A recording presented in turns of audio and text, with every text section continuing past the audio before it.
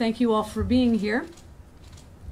I am joined by Interim Health Commissioner Greg Kesterman, County Health, Hamilton County Medical Director Dr. Steve Fagans, Dr. Carl Fichtenbaum from UC Health is with us today, and Hamilton County Emergency Management Director Nick Crosley is in the back of the room.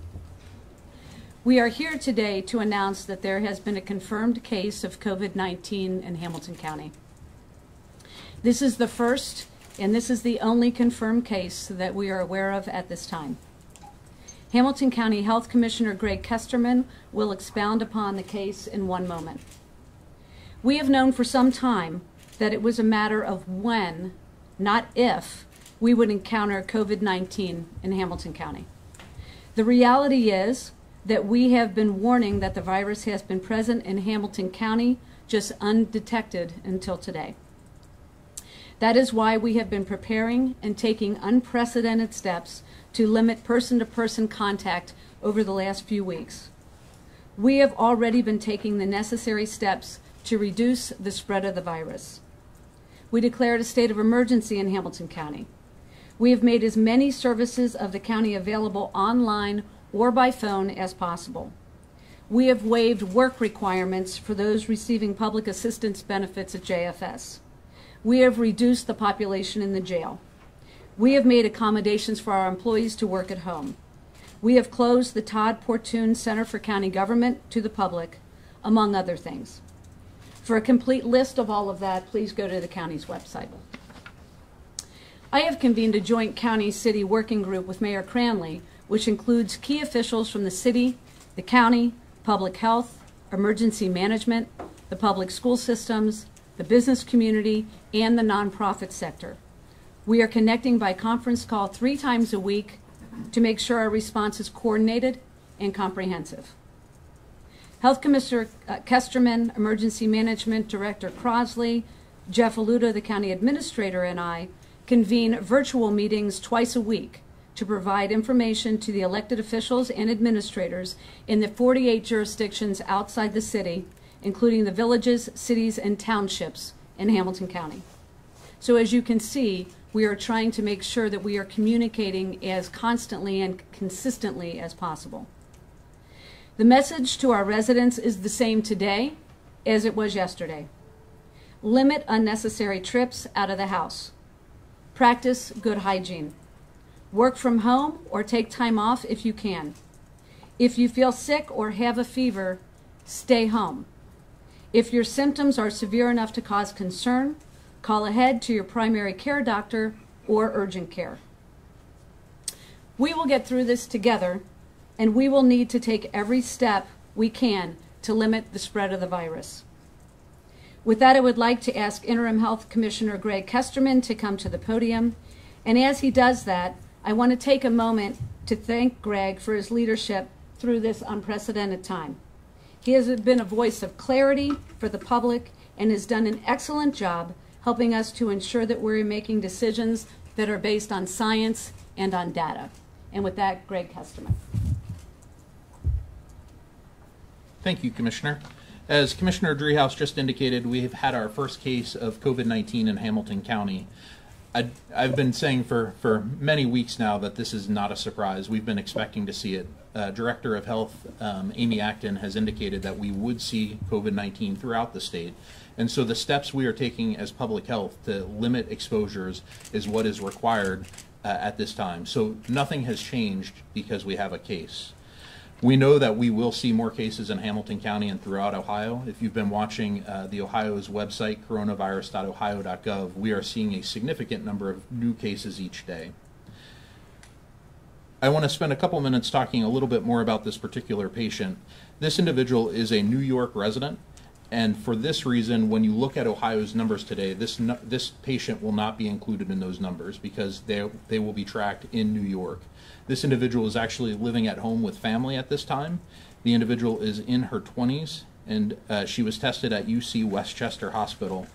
She did an excellent job and self-isolated as requested by her physician, and that is really what we're encouraging everyone to do if you have any kind of symptoms. So if you're having a fever or cold-like symptoms or flu-like symptoms, right now is the time not to take chances. We are asking you to stay home and self-isolate. That prevents the spread of COVID-19 in our community.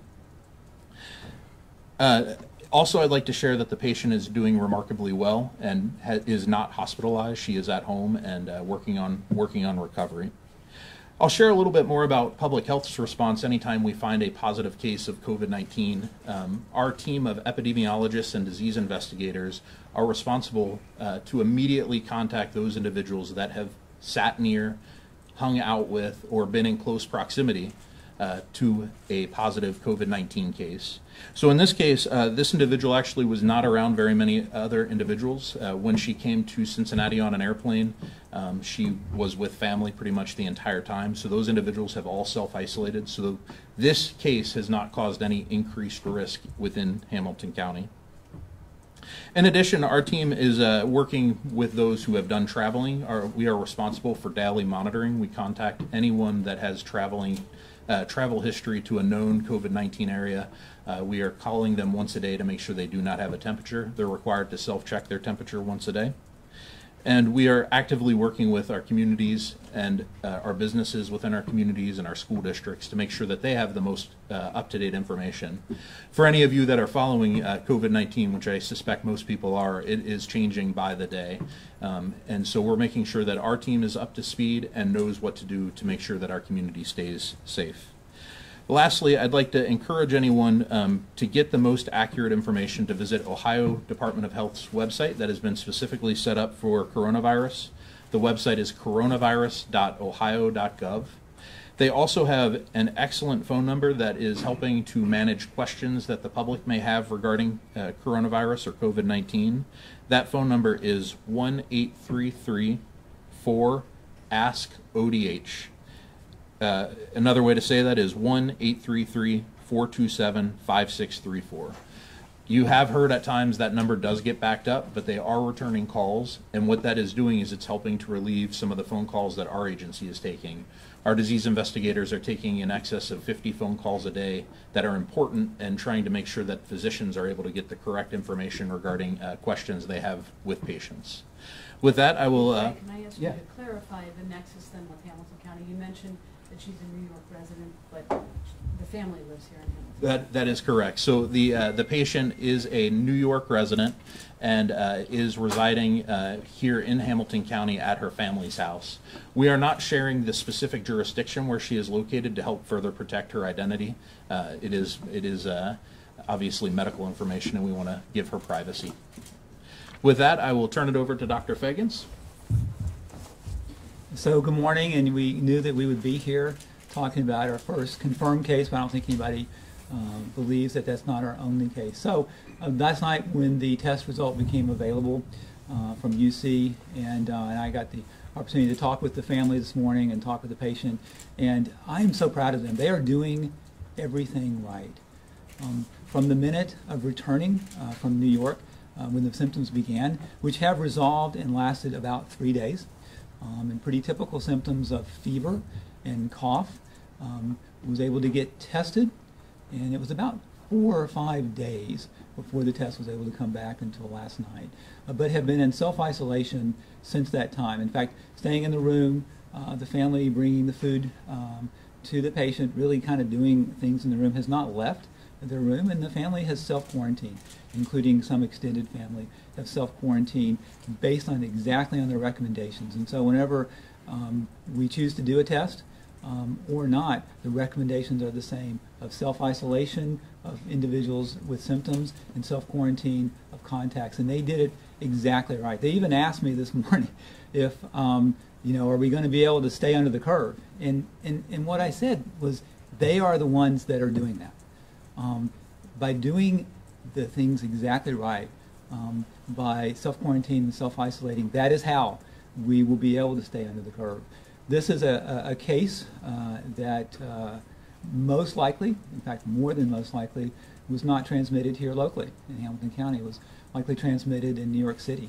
We kind of walked back through the course of the previous week prior to returning, and the potential exposures, and nothing really obvious came out, including other travel and other types of work.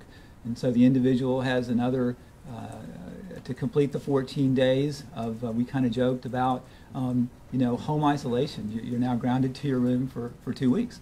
And it's doing that. And we, our epidemiologist, will be filling out a person under investigation form, doing an exhaustive investigation in terms of potential contacts, and walking that back. But I am just so proud of both the family and the patient for doing the right things, for remaining calm. The patient has basically recovered and is doing fine. Had a lot of fatigue for a couple of days. Was informed, interestingly, before they were called by their provider, actually had saw the result in the online portal of the electronic record and expected that call. And so that worked as well. And so we'll continue every day to contact the patient. If they have any problems, we will assist them as we've assisted our persons under investigation and our cases that are confirmed. And so the one request they did have, commissioners, are a little low on hand sanitizer, but other than that, we'll continue to be in contact with them. So, and thank you. And I really want to applaud this family, and there are families all throughout our community who are doing this. They are self-isolating when ill and self-quarantine contacts when of those who have contact with ill. They're all doing the right thing. Continue to do so, because that is exactly how we will stay under the curve. So thank you for that. Thank you, Doctor. All right, so we are happy to answer any questions that you have collectively. If Greg could explain why the tracking will be done in New York, even though it was discovered here in Hamilton County. Maybe explain that a little bit. Sure, thank you. So we will work with any people in Hamilton County that are in close contact, but we want to handle COVID-19 like we do with many diseases. Our agency has a lot of experience tracking disease, whether it's measles, tuberculosis, or now COVID-19. So we want to use the same processes that are in place for other diseases and not change that model. Right now would be a bad time to make any adjustments that way. It is important that the home resident location is who tracks it. They have more knowledge about who lives near her and better contacts in that scenario. But as I mentioned, we will handle those other individuals, the family members that were in close contact. It will be our staff reaching out to them daily. And it was, to be clear, it was a positive for the disease COVID-19, not just the virus. That is correct. She has COVID-19.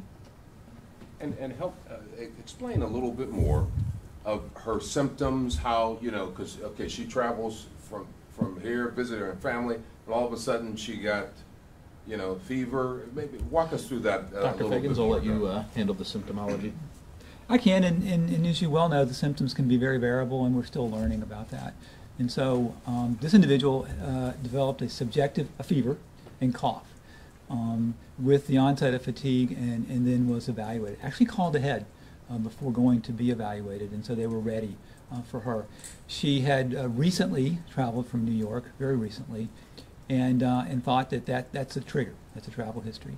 And so the symptoms lasted for about 2 days, 2 or 3 days, began to resolve. There was the fatigue that was the last resolve.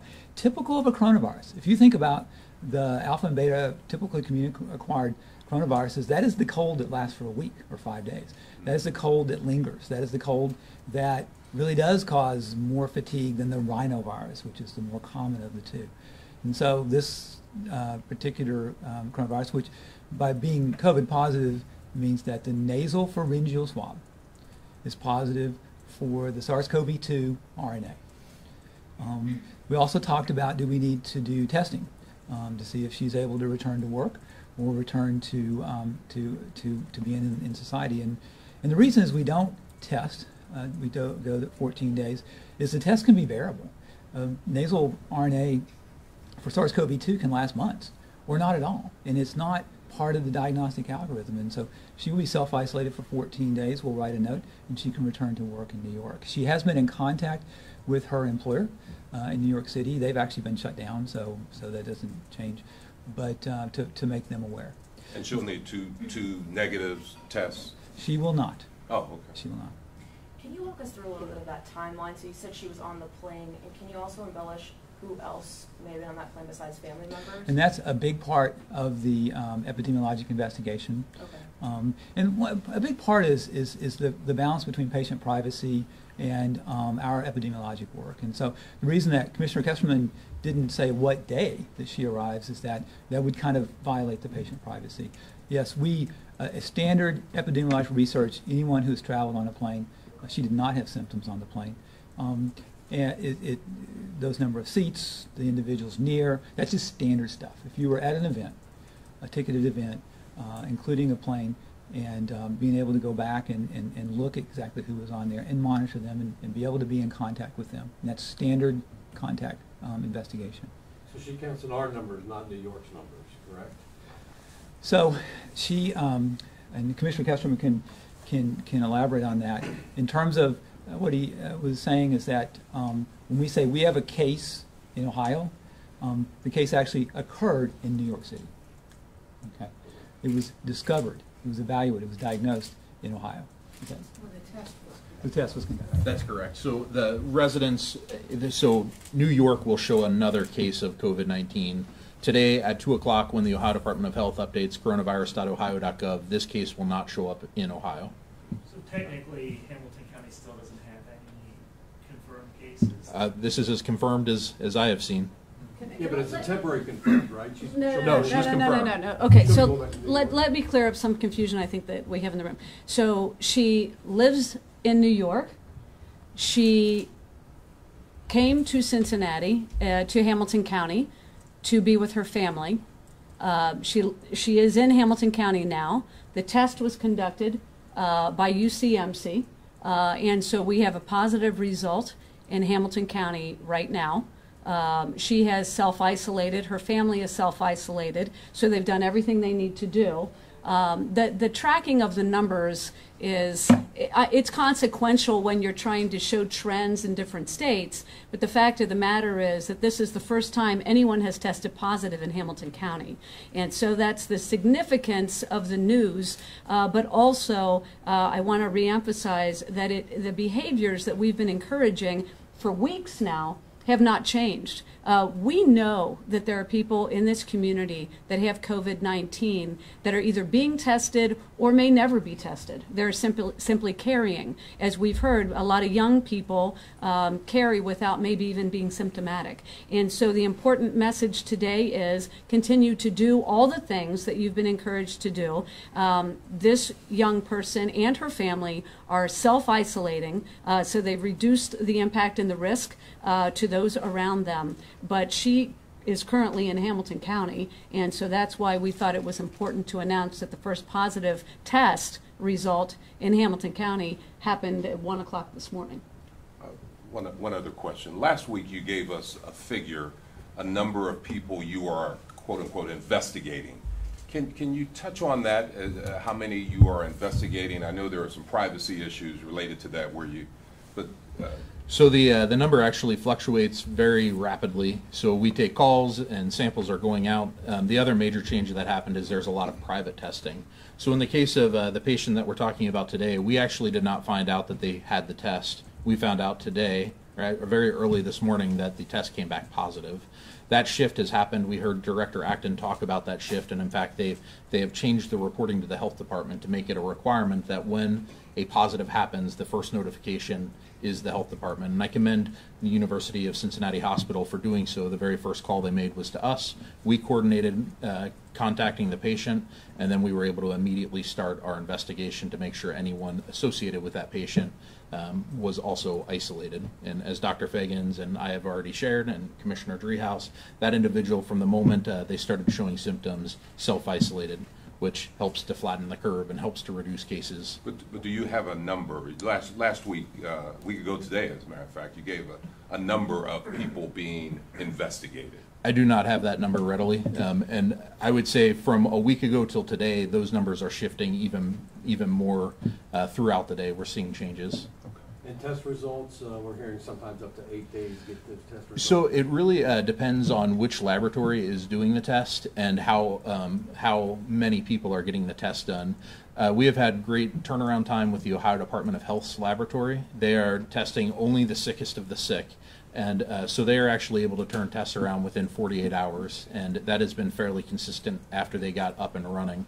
Some of the private labs that are taking samples from throughout the country, we have heard some tests not coming back for a week or even a few days longer than a week. The important message doesn't change, though.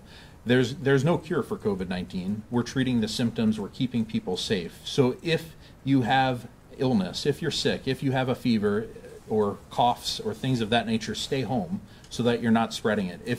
If you're panicked, I saw a story this week about a resident in the city of Cincinnati that was very concerned that she didn't have her results back. The message does not change. You need to stay home. And as we know, at some point, if you get to a point where you can't manage your symptoms any longer at home, that's the time that you need to seek physician's assistance. And my final question. Last week, Commissioner Driehaus posed the question to you, and you definitively said that we have enough tests locally.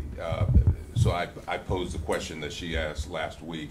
How are we? Because that continues to be an ongoing issue. Do we have enough tests in Hamilton County? So at this point in time, I know that we have enough tests, but as we see more cases, as we see cases go towards the peak of the curve, we might not have enough tests. And that's why it's really important, if you're not having severe symptoms, to follow the state's guidance and to not seek a COVID-19 test. There's no requirement that you be diagnosed with COVID-19.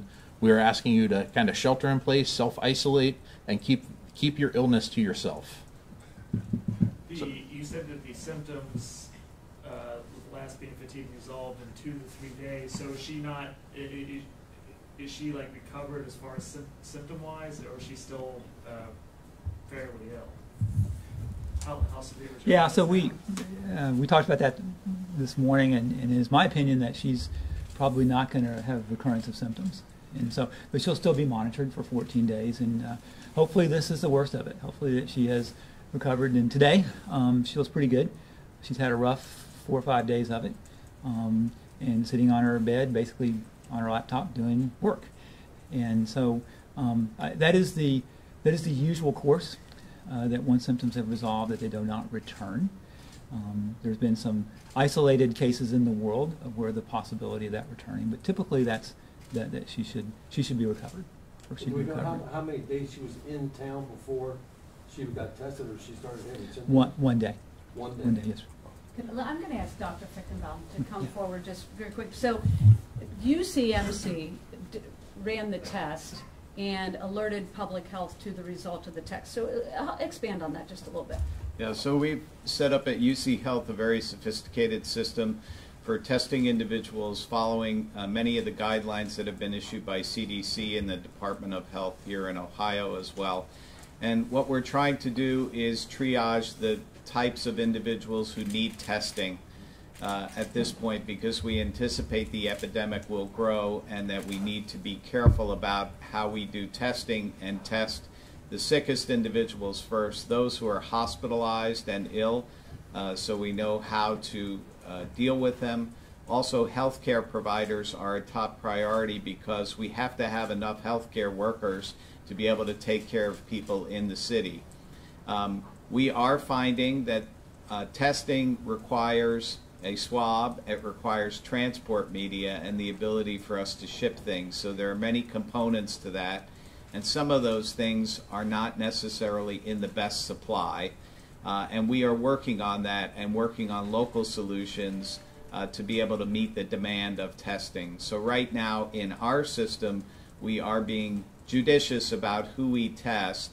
As people know, in most cases, in 80% of people, this is like the common cold. And the most important thing, as an infectious disease expert, is for these individuals to stay home, stay quarantined as much as possible, to be quarantined within their home so that they stay within a room, and that we look to disinfect in and around and don't share things like utensils, plates, towels, and that we clean when people use shared spaces like restrooms in the home, so that we can prevent any of the droplet transmission that may occur from this. And I think it's also important to note that as an infectious disease expert, once a person recovers from this, the individuals who live within that home who are in those contact, the 14-day clock ought to really start after they've recovered, because we need to watch them long enough to make sure that they don't develop illnesses as well. And so I think it's important to think about these practical issues from the standpoint of human beings. How do we manage this, and what's the right thing? And we're very gratified. This family's been terrific, and so we're happy with that. And doctor, have we determined immunity if you've had symptoms, if you've gone through this, whether you know it or not? Is your immunity system built? Yeah, that's a great question. I think the science still remains to be determined about immunity to coronaviruses. As it turns out, for many of the coronaviruses that normally circulate within our community, we don't see a lot of people getting them over and over again. They're a little bit different than influenza, which has an ability to shift. But we don't know enough about SARS-CoV-2 to know whether or not, once you get it, do you have long-lasting immunity? This is what we are looking to try and understand as quickly as we can. And forgive me for my curiosity, and maybe either you or Commissioner Driehaus. The governor encouraged businesses yesterday to test all of its employees before they come in. Test in the sense that some kind of take their temperature. That probably will be a challenge for many companies. Want to reiterate what Well, I've heard from some of those companies this morning, and they're like, hey, so we heard what the governor said, and I'm like, yeah, I know. I think that was a strong suggestion on behalf of the governor. I mean, the idea is to keep sick people at home. And so I think some businesses are saying, you know, do we have the capacity to do that? There are a number of different ways to test someone's temperature, right? Is it a strip, or is it the laser, or is it a thermometer?